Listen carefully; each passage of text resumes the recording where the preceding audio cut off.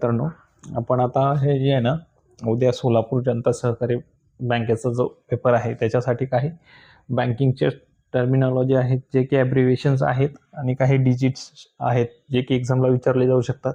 त्याच्यासाठी एक छोटं घेतोय 5 मिनिटाचं सेशन. तर आपण बघूया, ते येऊ शकतं तुमच्या एक्झाममध्ये. तर ते आपण घेतोय. तर तुम्ही लक्ष देऊन बघा. याचा स्क्रीनशॉट वगैरे ठेवून परत परत वाचू शकता. तर नो युअर कस्टमर, जे की KYCचा फुल फॉर्म आहे, हा विचारला जाऊ शकतो. महत्त्वाच्या डॉक्युमेंट्स त्याच्यामध्ये आधार कार्ड, पॅन कार्ड येतं. ATMचा फुल फॉर्म आहे automated teller machine. Magnetic ink, MICR code असतो, हा चेकवरती असतो, त्याच्यासाठी हे असतं. मॅग्नेटिक इंक कॅरेक्टर रेकग्निशन, त्याचं फुल फॉर्म आहे. पुढचा आहे IFSC, Indian financial system code, जो की 11 डिजिटचा IFSC कोड असतो, 11 डिजिटचा. नेफ्ट असतं, हे एक ट्रान्सफर आहे, फंड ट्रान्सफरसाठी वापरलं जातं. NEFT, national electronic fund transfer, हा विचारला जाऊ शकतो. याच्यामध्ये तुम्हाला ॲब्रिव्हिएशनमध्ये याचं फुल फॉर्ममध्ये सगळं माहीत पाहिजे. कधी N विचारलं जाऊ शकतं, कधी E विचारलं जाऊ शकतं, कधी F, कधी T असं विचारलं जाऊ शकतं. नॅशनल इलेक्ट्रॉनिक फंड ट्रान्सफर असं म्हणायचं आहे. RTGSला रिअल टाईम ग्रॉस सेटलमेंट असं म्हणतात.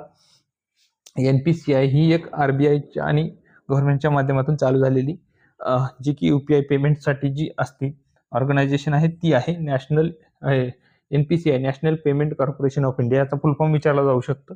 याची स्थापना ही 2008ची आहे. ओके.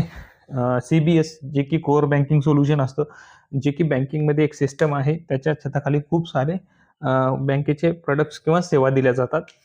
CTSला आपण चेक ट्रंकेशन सिस्टम असे म्हणतो. CTSचा पण फुल फॉर्म विचारला जाऊ शकतो.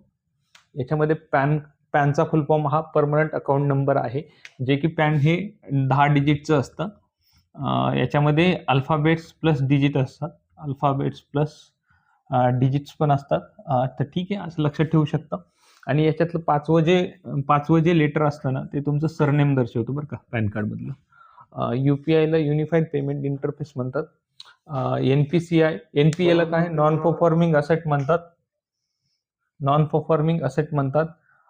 EMIला इक्वेटेड मंथली इन्स्टॉलमेंट म्हणतात. तर बघा, EMI आपण मंथली जो भरतो, तो एखादी वस्तू खरेदी केल्यानंतर त्याला EMI म्हणतात. पॅन कार्ड हे 10 डिजिट्स असतं, ते डिजिट्स प्लस अल्फाबेट्स असतात, ज्याच्यात की 5वं लेटर हे तुमचं सरनेम, 5वं जे अल्फाबेट्स आहे ते तुमचं सरनेम दर्शवतं. आधार हे 12 डिजिटचं असतं. IFSC कोड हा 11 डिजिटचा असतो. आणि OTPचा फुल फॉर्म आहे वन टाइम पासवर्ड. तर अशा पद्धतीने हे तुम्हाला एक्झाममध्ये येऊ शकतं. तर तुम्ही एवढंच बघू शकता उद्याच्या एक्झामसाठी. तर थँक्स फॉर वॉचिंग. धन्यवाद. थँक्यू.